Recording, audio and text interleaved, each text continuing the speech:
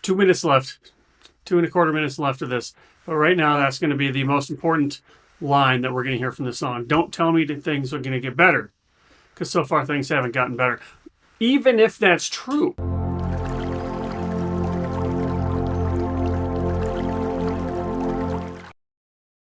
Welcome back to another Deep Dive with Derek. I'm your host, Derek, but I want you to call me D-Rock because my friends call me D-Rock. Welcome to another reaction video. We're checking out Ren again. If you're new here, I'd like to personally welcome you to this channel. This is the channel where we take a look at music and poetry and other forms of art through the lens of meaning and valued living. So, meaningful living, what is that?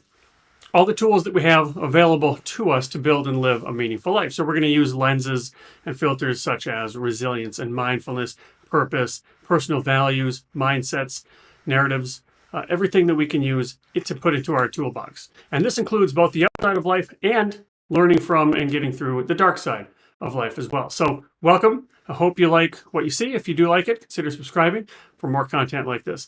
If you've been with me before, welcome back. Glad you could come back.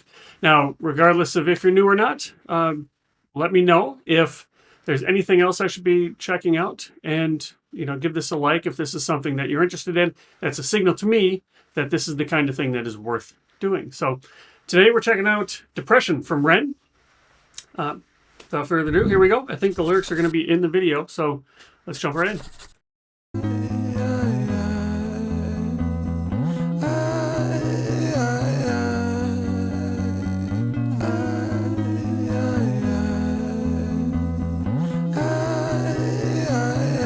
My thought patterns are composed by a time bomb for an author, like pigs to the slaughter. A symphony of self-doubt sings out, breath starts getting shorter. Running water is the state that I wish to become. Instead, concrete envelops my movement and I'm rendered deaf and dumb, unable to heed the advice of others. Don't tell me things will get better. All right, so this is more of a poem almost. I mean, there's music in the background, but he's like spoken poetry. And I'm going to go back a little bit because I want to make sure to catch this. But I want to be like water. That's an interesting line. Flowing, continually moving. And water, liquids, as you know, they go around any obstacles. They find their way. Instead, he feels like concrete and he can't move. Don't tell me things get better. He hasn't finished that thought yet. But before we get there, I want to go back a little bit.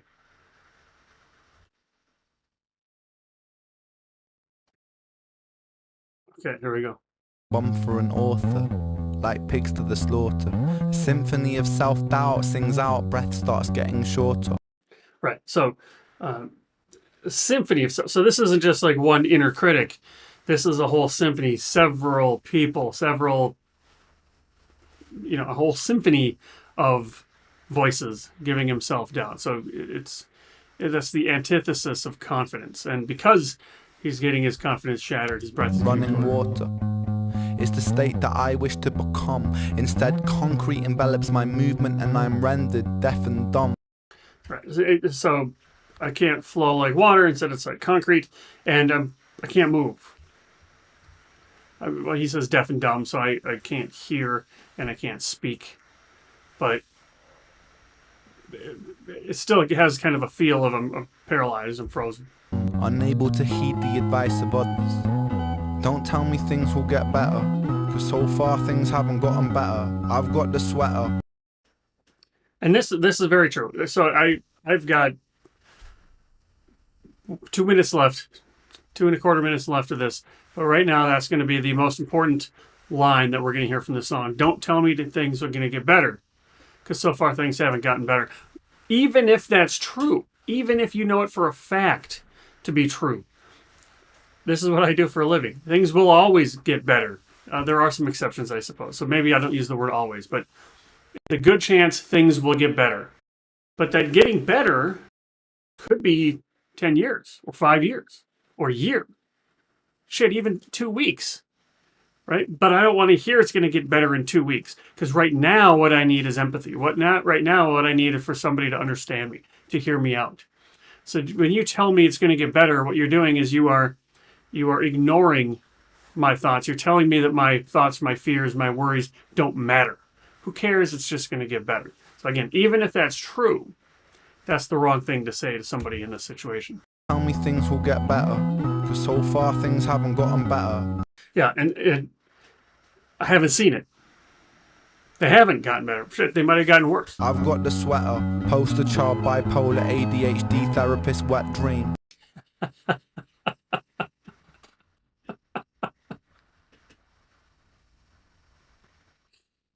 Oh, maybe that's only funny to me because I'm sort of in this mental health space, financial therapy, but what he's saying is I've got all these things. A therapist would go crazy thinking about trying to help me. I don't want to talk about my father. I don't want to talk about my dead friend. I don't want to talk about myself. Fair enough. And a good therapist won't they'll let you lead. So tell me what you do want to talk about. Where he's going here is the stereotype, especially if you think of Freud. Tell me about your childhood. Tell me about your dad. Oh, you had a friend, Joe killed himself. Tell me about that. Well, tell me about you. What was your childhood like? All those things are and can be important, but when he says, I don't want to talk about it, no is a full sentence. So you got to follow the patient's lead, the client's lead here. Talk about my father. I don't want to talk about my dead friend. I don't want to talk about myself. I'm sick of talking about myself. I'm sick of talking about myself and realizing that talking about myself never ever helps. This is good. That's a good line. So again, it hasn't gotten better. Talking about myself hasn't gotten better. You told me it was going to get better if I talk about myself. But that's just the thing. As you keep talking to yourself, and again, it will get better. It does get better. And as we know, looking back, it has gotten better. It takes time. You're creating new neural pathways in your brain, and then you'll start to think and see things differently. But it does take time. It's like sometimes it feels like no progress, and then something just switches all of a sudden. So even though it hasn't helped, he said he's calling for help. Still, I call for help because I really want help. But the pills didn't seem to help, and the therapist didn't seem to help. Yeah, so this is it. So, and this is depression. True depression, clinical depression, is when you're in the shit. This isn't like people throw this word around. I'm feeling depressed. My team lost. That's not actually depression. Real depression is this. Nothing is helping. And I want to get better. Maybe I don't. I don't even know if I want to get better. I'm really doubting myself. I don't know. Is this even worth it? Do I even want to get up today? Do I even want to fucking live? That's true depression. And he's saying that the diazepam didn't help. He's saying that his therapist hasn't helped, but he does want help. He wants somebody to save him or somebody to help him through this. He wants a crutch. But still, I want help. I've danced with the devil in hell. I've sat in a prisonless cell. And here I always dwell, in this prison in myself. I do this thing when my mind travels back to the golden age. You know those times where you were carefree and everything was golden? All right, so let's talk about that for a second. This is less to do with depression and more to do with it. This is everybody. We all experience some version of nostalgia or looking back at the golden days or the good old days or times are great then. I could just ride my bike around and... Well, did you know that those were the golden days or the golden age or the good old days when you were in them? We probably didn't because we are not very good as humans at appreciating and savoring the moment. So it's possible then, maybe not when you've got clinical depression, but it is possible for you and me looking back on today from 20 years and saying, man, those were the golden days. But it doesn't feel like it right now, does it? Because as you go further in time, our memory kind of leaves things out and we only remember bits and pieces. Euphoric recall, they call this. So think back to a vacation. When you were feeling the vacation, well, when you look back on the vacation, say, like, man, that was so fun. It was so great. We got away and we sat at all these cool restaurants and it was so great. And it's so fun. And you look back with that vacation and you feel like it was the golden age. You feel this nostalgia.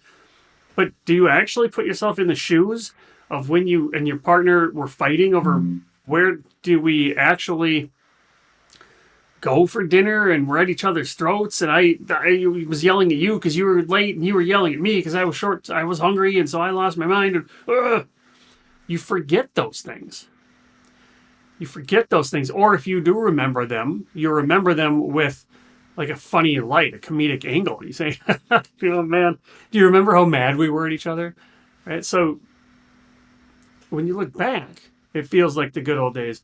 When you're experiencing it, doesn't feel like it. So, question: what can you do today? How can you live your life now so that you look back on this and think of them as the good old days? Travels back to the golden age. You know those times where you were carefree and everything was golden? The golden age. You know those times where everything was golden, where you were carefree and everything was golden? The hardest thing I ever had to do was come to terms with the fact that that time never really existed. All right, so he got me there. So,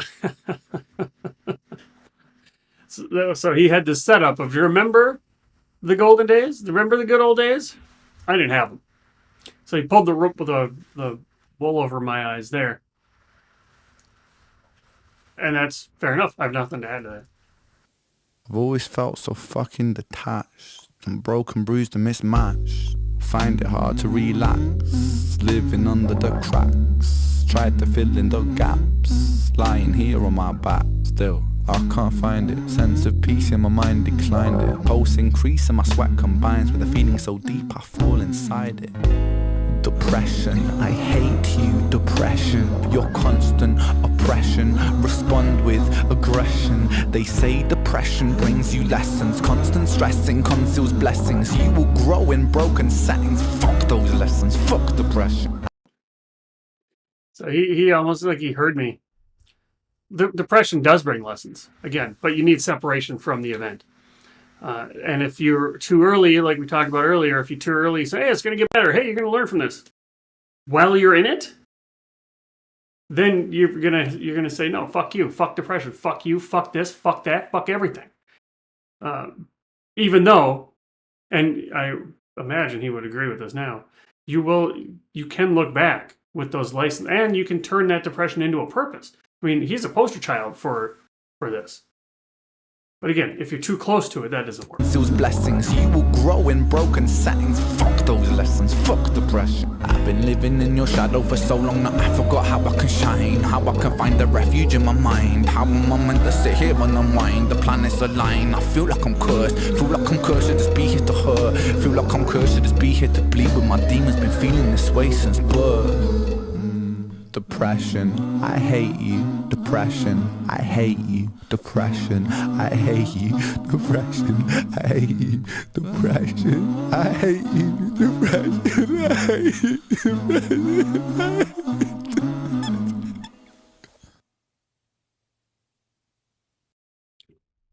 Yeah, I mean, it's just a conversation with how sick and tired he is of being sick and tired. And again, this is another one of those statements that I'm saying to us as people who are not depressed. Not saying this to somebody who is depressed. There are lessons in depression, and there's an acceptance role here. The more I say, fuck you, depression, the more I say, I hate you, depression, the more I say, I don't want this, the more I push away reality, the longer that reality is going to stick with me. So recognizing that depression is here, detaching yourself from the problem is going to help. I'm depressed is identifying with depression. I'm a depressed person. I'm depressed. Depression is me. I'm depression. Depression is me. We're the same. That's tough because now you got to break your identity to get better. I'm feeling depressed. Depression is here. Depression has shown up. I'm experiencing depression.